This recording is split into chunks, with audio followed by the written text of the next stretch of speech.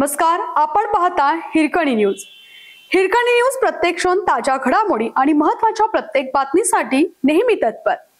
धुळ्याच्या शाळेवरील शिपायासह वाळूच्या पेट्रोलला बेड्या, नशेच्या गोळ्या, सिरप विक्रीसाठी आलेल्या शाळेच्या शिपायासह त्याच्या नशेखोर साथीदाराला गुन्हे शाखेच्या पथकाने बेड्या ठोकल्या।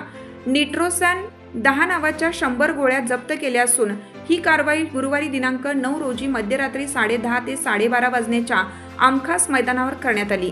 कल्पेश चंदूलाल अग्रवाल राहणार धुळे आणि सय्यद नबी सय्यदलाल राहणार जोगेश्वरी MIDC वाळूज अशी अटकेतील आरोपींची नावे आहेत। दोघांना 15 ऑक्टोबरपर्यंत न्यायालयाने पोलीस कोठडी सुनावल्याची माहिती पोलीस निरीक्षक संभाजी पवार यांनी शुक्रवारी दिनांक 17 रोजी दिली। तर ज्ञानेश्वर मनोहर यादव उर्फ माऊली याला सिरपचे 4 बॉक्स तर सय्यदलाही 4 बॉक्स दिल्याचे तपासात समोर आले।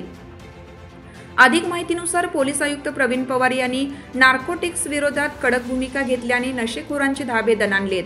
वाळूजमध्ये स्वतः आयुक्तांनी लाखोंचे सिरप तस्करीचे 43 पेडर्सचे रॅकेट उघड केला आहे। दरम्यान गुन्हे शाखेचे निरीक्षक पोलीस निरीक्षक संभाजी पवार, सहाय्यक निरीक्षक विनायक शेळके यांना कारमधून MH48 AW 2012 हमखास मैदान येथे नशेच्या गोळ्या विक्रीसाठी येणार असल्याची माहिती मिळाली होती।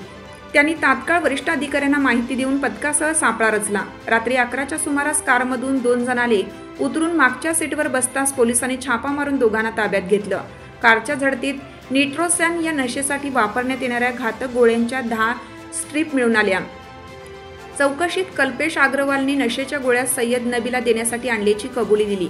तसेच त्याला सिरपचे 4 बॉक्स तर ज्ञानेश्वर यादव राहणार जय भवानी नगर याला दिल्याचे सांगितले। पोलिसांनी गोळ्या, 3 मोबाईल, कारचा ऐवज जप्त करून तिघांविरुद्ध बेगमपुरा पोलीस ठाण्यात गुन्हा नोंद केलाय। अधिक तपास गुन्हे शाखेचे सहाय्यक निरीक्षक रविकांत गच्चे करत आहेत। 12वी पास असलेल्या अग्रवाल हा एका शाळेवर शिपाई म्हणून नोकरी करतो।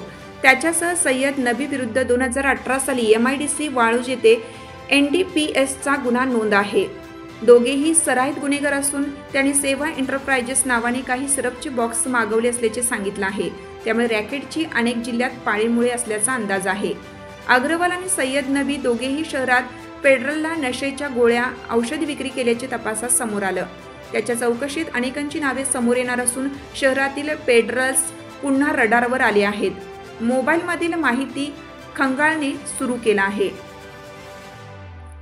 आपल्या हिरकणी न्यूज चॅनलला लाईक करा, शेअर करा आणि सबस्क्राइब करायला विसरू नका आणि रहा अपडेट।